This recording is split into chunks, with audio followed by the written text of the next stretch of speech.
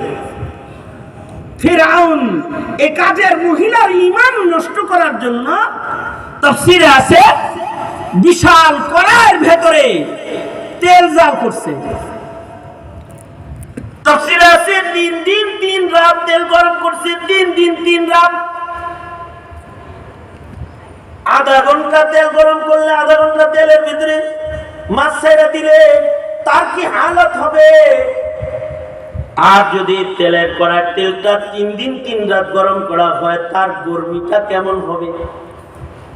এই উত্তপ্ত গরমের তেলের সামনে এই মহিলাকে হাজির করছে। হাজির করে বলে, ফিরআউন, এই মুসা হারুনের রবরে ছাইড়া দাও। সে বলে, জান দিব কিন্তু ঈমান দিব না, ঈমানের উপরে অটল, জীবন দিব কিন্তু ঈমান দিব না। ফিরআউন বলে, সোজা আঙ্গুলে ঘি ওঠে না, যাও ওর বাচ্চাগুলারে নিয়ে আসো।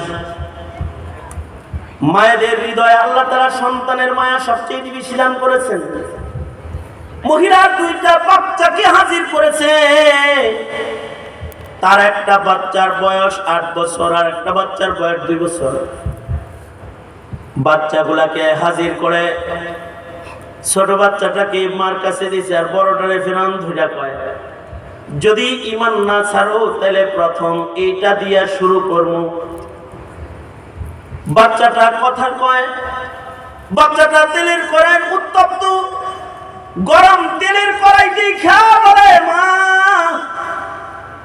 কিছু সময়ের জন্য মুসা হারুনের রবরে একটু ছাইরা দাও, আমাদের জান বাঁচবে মা।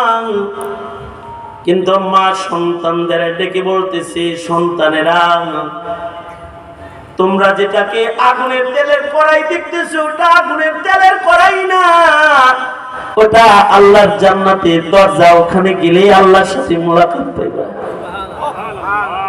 সন্তানদেরকে ধুইরা আগুনের ভেতরে ফেলে দিয়েছে, তেলের ভেতরে হাড্ডিগুলা তেলের ভেতরে ভাসতেছে।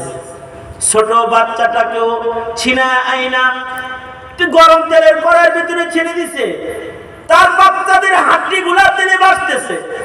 এবার মহিলাকে এই তেলের কড়াইয়ের সামনে দাঁড় করায় ফিরআউন বলে, তোমাকে এখন আগুনে দিব, তেলে ভাজি করব যদি তুমি মুসা হারুনের উপর রবের উপরে ঈমান না ছাড়ো।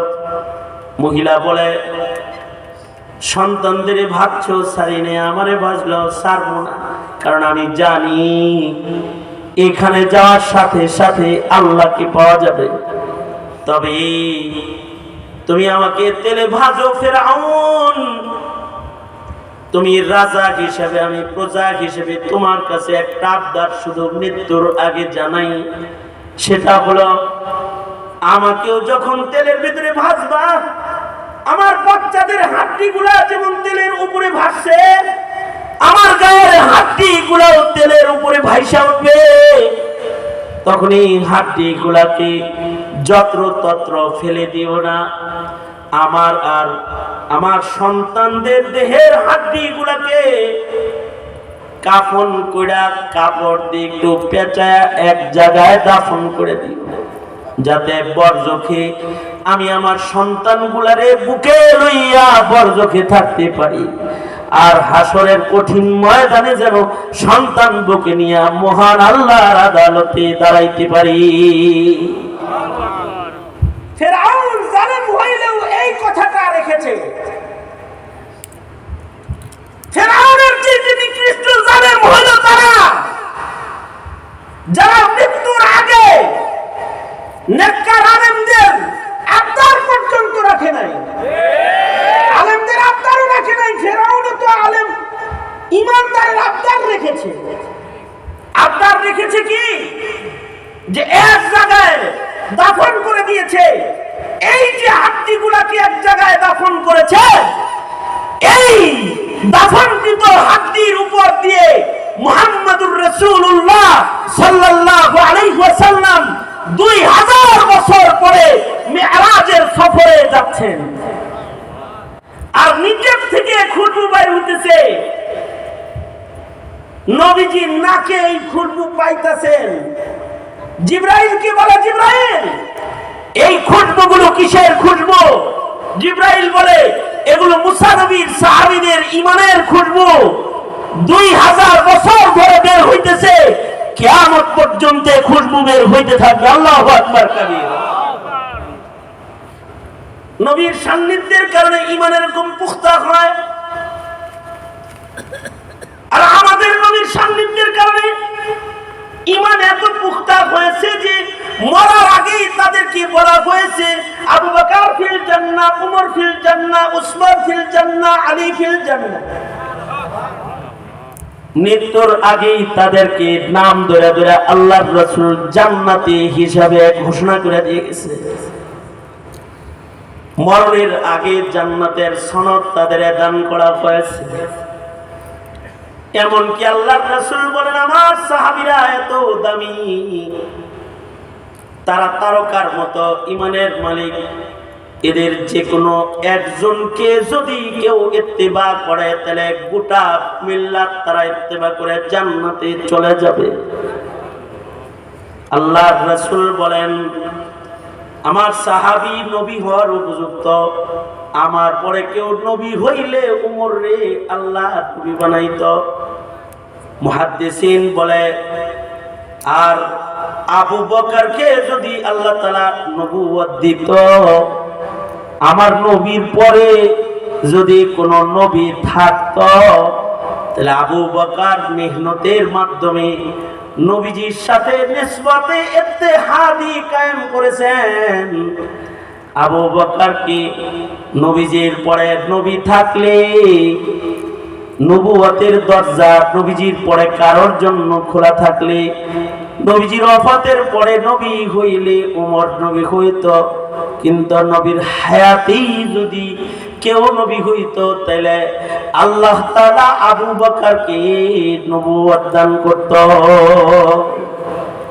অর্থাৎ নবীর সাথে নবী যদি কেউ হতো, নবীর পরে না, নবীর সাথে নবী হলে আবু বকর নবী হতো। যেমন মুসার সাথে হারুন নবী, নবীর সাথে কেউ নবী হলে আবু বকরকে নবী বানানো হতো। আর নবীর পরে কেউ নবী হলে জাকারিয়ার মতো হযরত উমরকে নবী বানানো হতো। কিন্তু নবুয়তের দরজা খোলা নাই, কিয়ামত পর্যন্ত আর কেউ নবুয়তই পাবে না। নবুয়তই তো পাবে না, সাহাবীও কেউ হইতে পারবে না। নবী যেমন হবে না, সাহাবী যা হয়েছে সাহাবীর সমানও কেউ হতে পারবে না। কারণ যারা ঈমানের সাথে রাসূল দেখেছে তারা সবাই সাহাবী। একজন সাহাবীর মূল্য সারা দুনিয়ার সব তাবেঈ দিয়েও হবে না।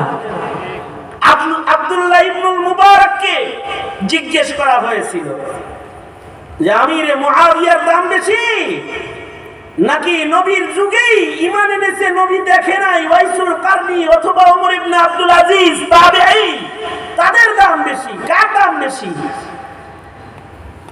হযরত আব্দুল্লাহ ইবনুল মুবারক বলেছেন, লাগুবারুল্লাযী দাখালা ফি আনফি ফারাসি আমিরি মুআবিয়া। ও আমিরে মুআবিয়া তো অনেক দূরের কথা। আমিরে মুআবিয়া রাসূলের সাথে যুদ্ধ করা অবস্থায় আমিরে মুআবিয়ার ঘোড়ার নাক দিয়ে যে দুলাগুলা ঢুকছে আর বাইরেছে, এইগুলাকে যদি একদিকে রাখা হয়, আর ওমর ইবনে আব্দুল আজিজ ওয়াইসুল কারনিকে যদি আরেকদিকে রাখা হয়, সাহাবীর ঘোড়ার নাকের ভেতরে ঢোকা ধুলার দাম আল্লাহর কাছে বেশি হয়ে যাবে, ধুলার মূল্য বেশি হয়ে যাবে। এ কারণে আল্লাহর রাসূল বলেন, তুবা লিমান